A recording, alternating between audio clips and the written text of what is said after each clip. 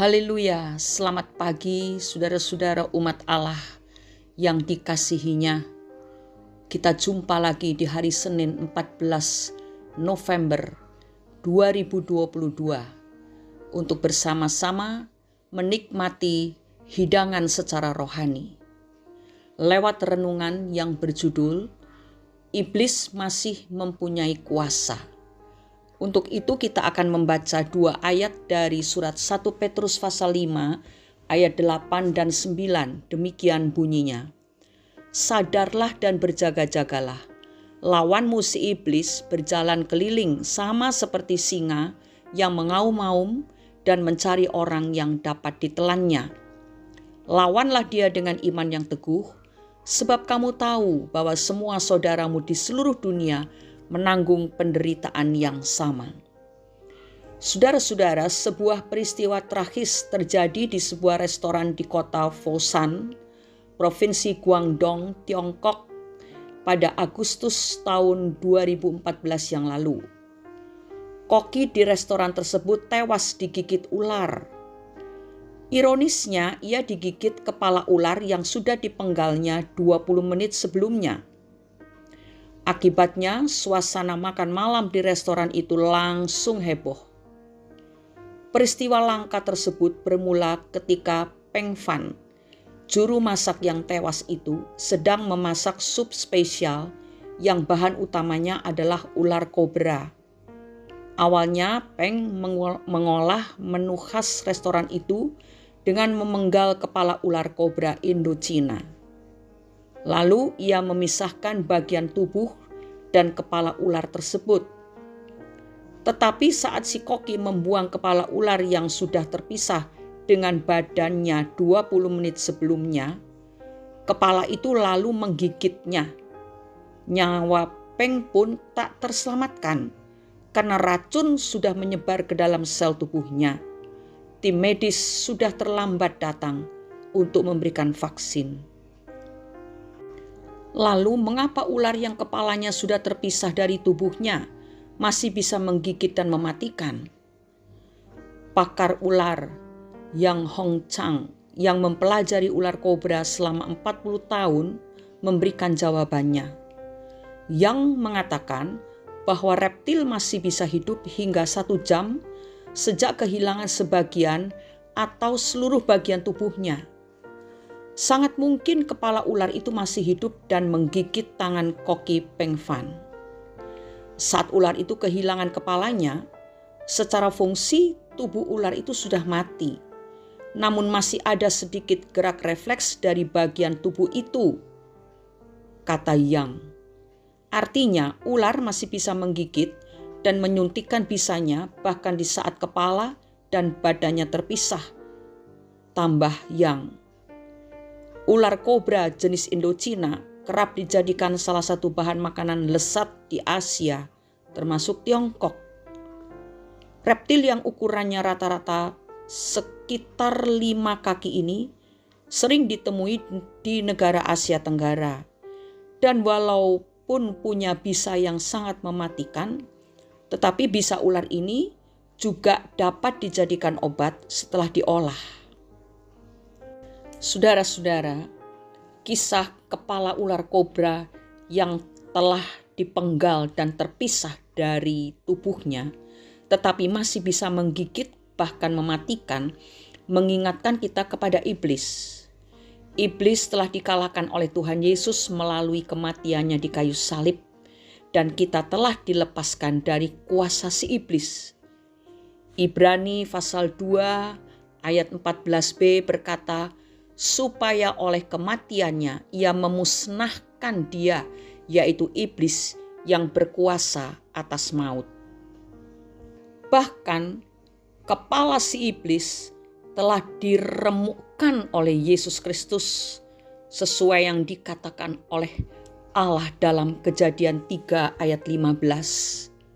Aku akan mengadakan permusuhan antara engkau dan perempuan ini, antara keturunanmu dan keturunannya.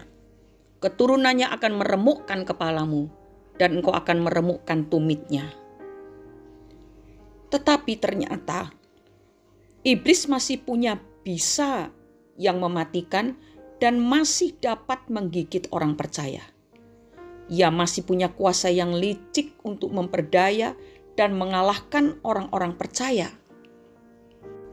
Dalam 1 Petrus pasal 5 ayat 8 dan 9 yang kita sudah baca tadi, Alkitab menggambarkan iblis berjalan berkeliling seperti singa yang mengaum-ngaum dan mencari orang yang dapat ditelannya.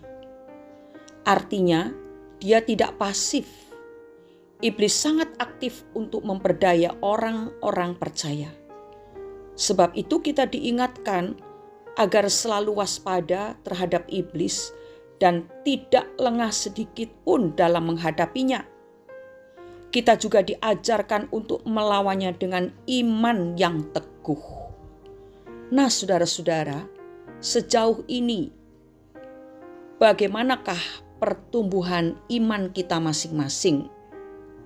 Apakah selama kita mengenal Tuhan, iman kita masih tetap kerdil, masih tetap lemah, atau kita mulai bertumbuh dan iman itu semakin lama semakin sempurna? Kalau musuh kita yaitu si iblis sangat aktif untuk memperdaya orang percaya dan menjatuhkan iman-iman orang percaya, maka kita anak-anak Tuhan harus semakin aktif, bahkan menjadi sangat aktif untuk memperkuat iman kita.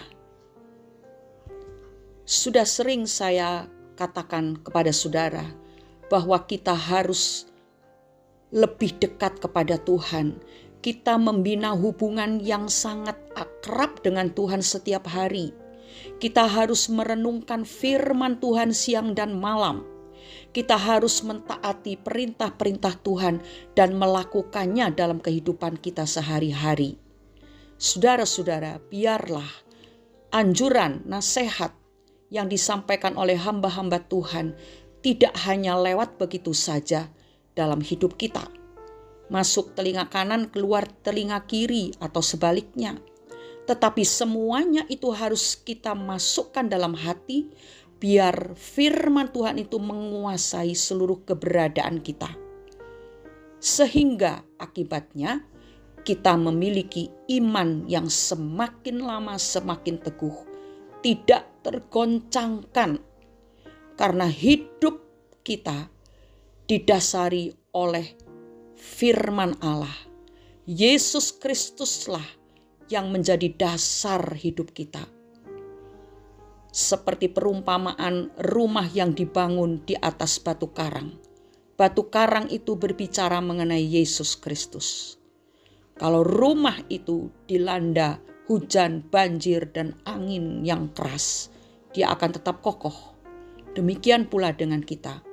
Tetapi kalau hidup kerohanian kita ini didasari hanya dengan pasir, dengan keinginan daging, dengan kesenangan duniawi, maka sedikit saja tertiup angin, pasti rumah itu roboh dan hancur. Kita bukan orang-orang yang dipanggil untuk roboh dan hancur, tetapi kita dipanggil untuk menjadi orang-orang yang teguh di dalam iman dan mendapatkan kemenangan dalam setiap peperangan melawan musuh kita yaitu iblis. Karena hidup kita dibangun di atas iman kepada Yesus Kristus. Mari kita berdoa. Bapa yang baik, kami berterima kasih karena pagi hari ini Engkau sudah berbicara kepada kami, sehingga kami sadar bahwa hidup kami ini selalu diintai oleh musuh kami yaitu si iblis yang siap menerkam, siap menggigit dan mematikan kehidupan rohani kami. Tetapi pagi ini firman-Mu sudah memberikan kekuatan kepada kami, sehingga kami akan menjadi orang-orang yang waspada terhadap segala tipu daya iblis. Dan kami percaya bahwa firman yang telah Engkau berikan kepada kami, ajaran firman yang telah Engkau sampaikan kepada kami setiap hari itu memperkuat pertahanan iman kami. Iman kami bertumbuh semakin teguh dan tidak akan mudah tertipu, bahkan di dalam pergumulan dengan segala tipu daya iblis, kami selalu akan keluar sebagai pemenang karena Roh Kuduslah yang memberikan kekuatan kepada kami untuk merebut kemenangan itu. Terima kasih Bapa. Di dalam nama Tuhan Yesus Kristus kami sudah berdoa dan mengucap syukur. Amin. Meskipun iblis bagaikan macan ompong, namun ia masih dapat menggigit mereka yang tidak waspada secara rohani. Selamat beraktivitas di awal minggu ini. Tuhan Yesus selalu menyertai dan melindungi kita semua. Amin.